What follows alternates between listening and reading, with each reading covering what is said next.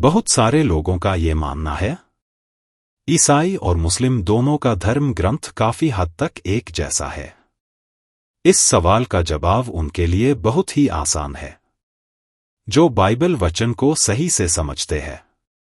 क्या मसीह समाज को इस विषय की जानकारी होनी चाहिए? अगर आपको खुद कुछ नहीं पता है तो क्या आप दूसरों को जवाब दे सकोगे? आपका पासवान आपको हर विषय की जानकारी दे, ये उनका फर्ज है।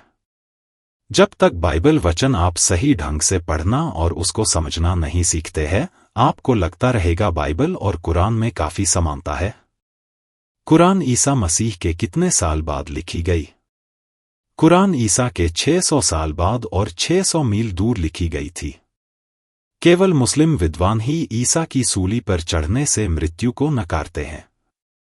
कुरान को लिखने में कितना समय लगा? कुरान को लिखने में 23 साल लगे थे।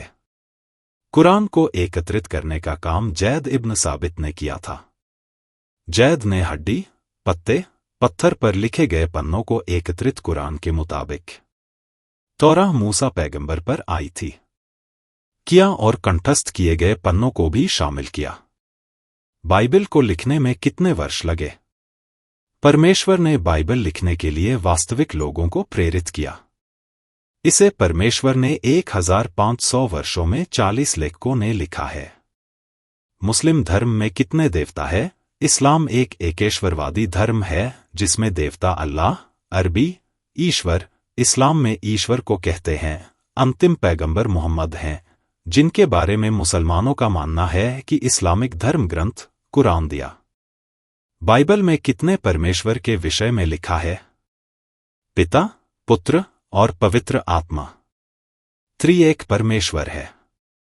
यूहन्ना 14:10 क्या तू विश्वास नहीं करता कि मैं पिता में हूं और पिता मुझ में है?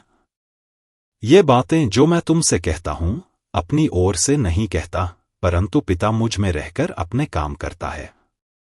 यूहन्ना 14:16 और मैं पिता से विनती करूंगा और वह तुम्हें एक और सहायक देगा कि वह सर्वदा तुम्हारे साथ रहे। 17 अर्थात सत्य की आत्मा, जिसे संसार ग्रहण नहीं कर सकता क्योंकि वह न उसे देखता है और न उसे जानता है। तुम उसे जानते हो क्योंकि वह तुम्हारे साथ रहता है और वह तुम में होगा। पहली बाइबल कब और किसने छापी थी?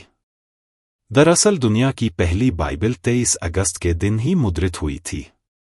1456 में 23 अगस्त ही के दिन जर्मनी के माइंस शहर में दुनिया की पहली छपाई मशीन बनाने वाले जर्मन वैज्ञानिक योहानेस गुटेनबर्ग ने इस बाइबल का प्रकाशन किया था। गुटेनबर्ग ने 380 ईस्वी के एक लैटिन अनुवाद से यह बाइबल सफेद कागज पर काले अक्षरों में छापी थी।